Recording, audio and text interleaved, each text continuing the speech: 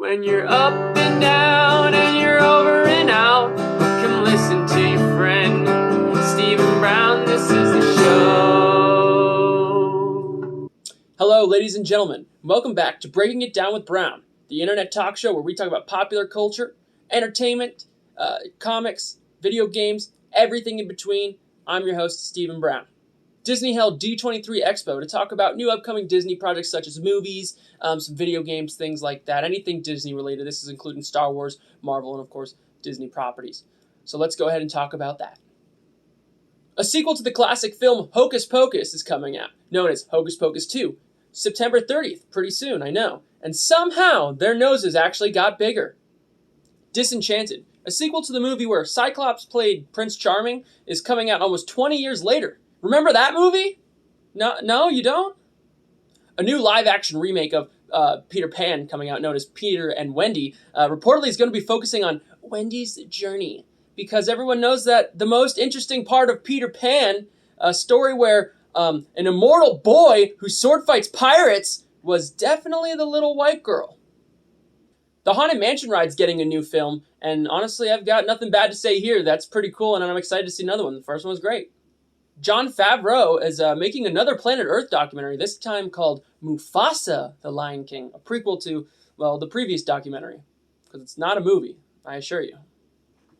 Snow White will be getting a new live-action remake, and, well, I guess good on Disney for doing affirmative action, making sure that 7 vertically challenged people get jobs. In regards to the new Little Mermaid film coming out that's got everybody up in a roar on Twitter, we will now be unfortunately talking about representation. I don't care what color Ariel is, and I'm assure you that the children who watch the films don't care either. Because I remember when I was a child and I dressed up as Cyborg from the Teen Titans for Halloween, I really was not focused on what color his skin was. I just saw a cool superhero. If you, however, think it's important that a character's skin color is changed for any reason, whether it be representation or if you're racist, then maybe you need to ask yourself more questions about yourself and why you feel that way and why it matters. Pixar Studios also revealed a lot of new films coming up as well, so let's take a look at those.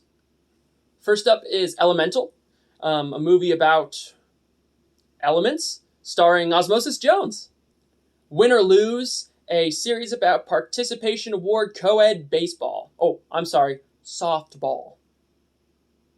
Elio, a film about a little boy who is mistaken as the ambassador for humanity by aliens, and this actually seems pretty interesting, and, well, I appreciate the art direction on it so far, the way it looks. Inside Out 2, sequel to the movie Inside Out, is coming out. I've never seen the first one, but anytime I've asked someone, well, I haven't seen it, is it good? Everyone seems to say it is pretty good, so I'll get around to it maybe one day. Now we have a special guest. Love it when we have guests here. Jeff Goldblum's going to be telling us about Zootopia Plus, the new Zootopia series.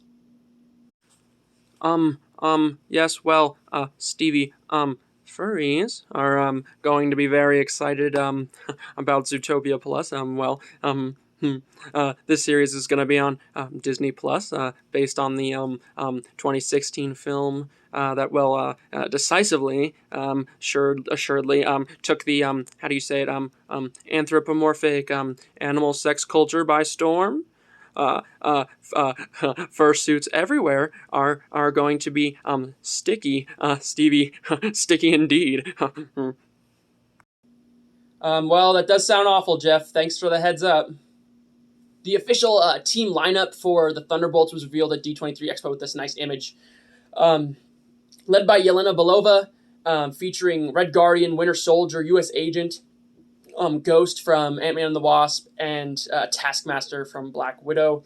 A truly weak lineup here, honestly. I just gotta say, I mean, we didn't get Zemo, Red Hulk, Songbird. Maybe these characters might show up in the film. We just don't know about it yet, but this is what we have confirmed right now as the team.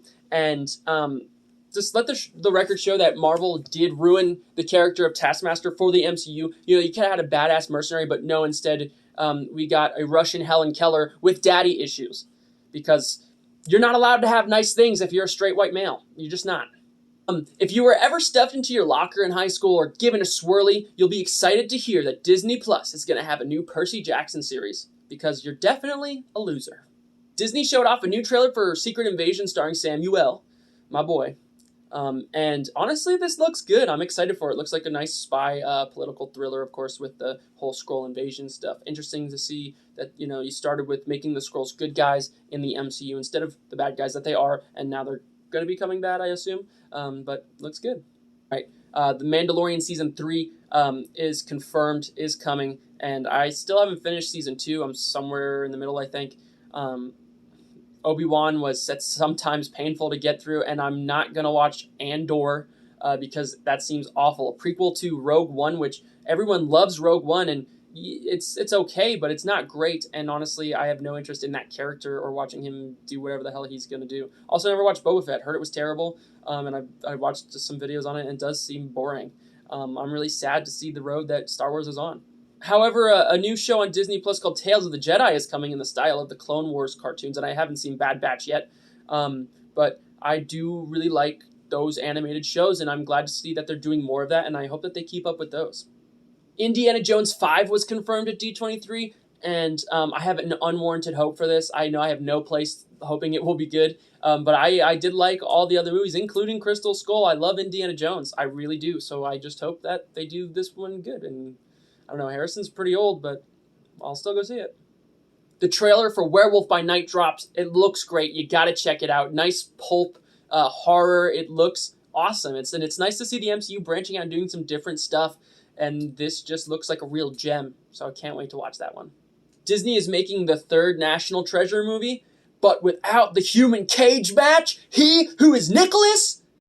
You can take Nick out of the cage, but you can't take the cage out of Nick. How can you steal the Declaration of Independence without me?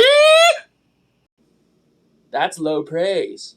Kimika, a female streamer, was banned on Twitch for 1 week for having sex on stream. Women always get very lax bans on Twitch. Men get permabanned. I don't know why the ban was so short. Although she did say it was an accident. He tripped and fell into her and got back up and fell again and got back up and fell again and again. Nintendo delayed their recent direct where they were revealing the title to Zelda Breath of the Wild 2, which is now known to be called Tears of the Kingdom. But at the time, people were speculating what could it be. And the only thing Nintendo had to say was, "Ancient Chinese secret!" Ubisoft revealed Cream Mirage, a prequel to Assassin's Creed Ragnarok, where, spoilers, you play the bad guy of Ragnarok in Mirage, or maybe he's the good guy. I don't know. It's Assassin's Creed. The storylines kind of never make sense. They also announced Assassin's Creed codename Red, Japanese Assassin's Creed game in Japan as a ninja, which everyone's been asking since Assassin's Creed 1, which makes sense. Ninjas, assassins, But I think this, and I'm sure this is going to be great. I have hopes for it. I'm sure it'll be great. But this really goes to show you that maybe Ubisoft has run out of ideas. I mean, they're going back to the Middle East for the third time. And, right? I think. I don't even know. And, but now they're pulling out the Japanese one. So that was their trick in the bag they were holding on to for when they needed it. Trisha Paytas named her daughter Malibu Barbie. And I know it sounds bad, but don't worry, it's fine. It's really fine because someday this little girl's going to grow up, and when she's living in a trailer park, she can name her motorhome Malibu Dream Camper. So there's the silver lining. Next up is our Light a Candle segment, where we light a candle every time we do a show for a specific topic. And this week, deserving of the candle is G4 had some layoffs. G4 TV, if you don't watch G4 TV, what are you doing? Go watch it. I love it. It's one of my favorite YouTube channels. But I'm not going to get too much into my thoughts on this. I'm going to make a separate video to talk more about this in depth. But there you are. Checking in on America's sweetheart, Adam Driver. Adam Driver will be appearing in a film in 2023 called 65. It's a sci-fi horror thriller type movie where an astronaut lands on an alien planet and soon finds out he's not alone. Now I will be grabbing my laptop and will be DMing Chasm G, as we usually do, until he becomes my best friend. Dear Chasm, I'm so sorry to hear about the layoffs. Long live G4 TV and the House of G. I'm praying for you, buddy. Love, Stevie. It's now time for our comic segment, Key Issues, where I talk about, well, just whatever comics I've been reading lately that I think are worth buying. What if Thor was raised by frost giants? This comic sees Thor raised by the Jotun, and his skin turns blue. Loki's in it. It's pretty fun. It's a good read, and it's definitely worth picking up for your collection. Marvel Zombie is inspired by, of course, Marvel Zombies, but it is a different timeline. It's not the same storyline. Peter Parker's not a zombie in this one. It just kind of follows less about superhero zombies and more about what it's like to be a normal, everyday, run-of-the-mill zombie in the Marvel Universe. It's from the perspective of a zombie. It's pretty cool. What if Spider-Man became the Punisher? Self-explanatory. Spider-Man becomes the Punisher, and Peter Parker starts laying down the law and indiscriminately killing the Sinister Six. It's pretty cool. And his costume's really nice, and he's got these nice web shooter guns. Very fun. Another Spider-Man. What if Flash Thompson had become Spider-Man? And this story is cool. This is my favorite out of the key issues I picked up for this next segment of this week. I mean, it asks the question, with great power often comes bad choices, and are you man enough to accept what you did and take responsibility? My favorite segment on the show, Letterbox Diary, where I get to read my movie reviews to you of all the films I've seen since the last episode of Breaking It Down with Brown. Wanderlust, a film directed by David Wayne, known for comedies such as Role Models and Wet Hot American Summer. This film, however, does fall short of those two classics. A definite 6 out of 10. This Judd Apatow produced comedy is just fine for a date night with your honey. However, it would be more digestible with a beer and some oven-baked DiGiorno's, for sure, some shitty pizza. I would be all right if I never saw this film again if it weren't for the Paul Rudd of it all. The 5-Year Engagement. My girlfriend recommended this movie highly, and how could I refuse? It is a pretty emo rom-com starring Jason Segel being treated badly by women again. This movie is directed by Nicholas Stoller, the man who helmed Forgetting Sarah Marshall and its spin-off sequel, Get Him to the Greek. Both great movies. All three of these films by Nicholas Stoller, 5-Year Engagement, Forgetting Sarah Marshall, and Get Him to the Greek, are certified modern classics collection. I own Forgetting Sarah Marshall and Get Him to the Greek on DVD and Blu-ray. And of course, I just watched this movie, but this is going to be added to my bookshelf as well. Love it. If you can get past the fact that Emily Blunt, John Krasinski's crazy psychopath wife, is the love interest, go ahead and check it out. It's streaming on Peacock right now. This is a 7 out of 10. We've got The Other Woman. I watched this one with a girlfriend the other day and enjoyed it just all right. Leslie Mann does a great job of playing her usual over-emotional, hysterical woman character, playing off of Cameron Diaz's straight man persona. And of course, they throw Kate Upton in there. Who doesn't love young Kate Upton? This is back in the day when she first got discovered. And man, whatever happened to Diaz? I wish she was around more. Wish she did more movies. She's great, super funny, good actress too. Good for serious roles as well. I'd like to watch this again sometime down the road and reassess its viability for modern classics collection. Comedies make it into the collection a lot easier than other films because there's no even bad comedies usually are worth watching again at some point because it's a comedy and you can relax with it. But I don't, right now at this time, I can't say that this movie is worth seeing ever again after once, but it's worth seeing once. It's a 6 out of 10. This next one's a real a burner. Vengeance, written, directed, and starred in by Ryan from The Office, BJ Novak. And it's just super pretentious, try-hard piece of shit movie. He's trying to say a lot of stuff and it falls flat, so don't waste your time. This one's a 4 out of 10. Unless you want to see Ashton Kutcher. Well, yeah, Ashton Kutcher's in it.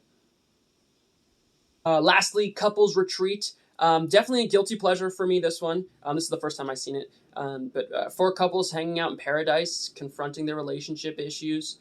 And there's nothing special here. It's not a great movie, but a rom-com with Vince Vaughn as the lead always hits the mark, even in the bad ones. 6 out of 10. Throwing it on the Modern Classics collection for sure. Go ahead and check it out. This one is also on Peacock. All right, that was the show today, guys. No Rec Room. I don't have anything really cool new going on that I think anyone should be checking out. No Weeb World. which is our anime segment. I didn't have anything to talk about anime-wise because I am working on a standalone anime video, which I'm not sure when it'll be coming out because it requires me to finish a lot of shows, which is going to take a lot of time. But just know I am working on anime content as well. Excited to say that, we've been working on video game content here. I've got 2 videos up. I've just learned how to record videos through the PlayStation. It's super easy, actually. There's an app for it called Share Factory. Check it out. You can upload videos directly there. You can use a normal video game headset to record audio. It's just hard to edit a little bit. It's a little janky, but still pretty cool. I'm gonna have my socials up here. Go ahead and if you want to donate to the show, so I can get a better desk or chair or something, or you just want to put some food in my tummy or something, you can leave a tip on Cash App. If you want to check out what I'm doing day to day, check out Twitter. I'm most active there. Also, of course, Instagram. If you want to look at my pretty face. And the letterbox, if you want to read the written reviews as they are written, because I'm just reading them verbatim. And obviously, if you're familiar with the other episodes of the show, I've stepped up the writing in this one, more scripted, less, just talk and rambling. And as I mentioned earlier, I will be talking about G4 in a separate video. I'm going to make here really quick too, just a quick little video. I just want to talk about some stuff really quick. But if you like this video, please like and subscribe, and I'll have another one up as soon as I get some new news to talk about. And next month for Halloween, I'm planning a nice Halloween special here for the show. Don't know yet exactly what I'm going to do, but it's going to be fun, and I'm really excited. And I'm also just really excited about the channel. I've got a lot more stuff going on now, and I'm branching out and doing some different types of videos. So this show originally was meant to be a weekly show. I don't know if it'll be a weekly show. I keep saying this every time. It's been taking about roughly 2 weeks every episode, but this is the main show for the YouTube channel. This is my passion project. I like making this talk show, but I'm going to be uploading more other videos, whether it's a vlog, gaming. I really want to do some card stuff. I'll build some more model kits like my boys right here. There's going to be a lot of stuff coming. So stay tuned if you like me, if you like looking at me.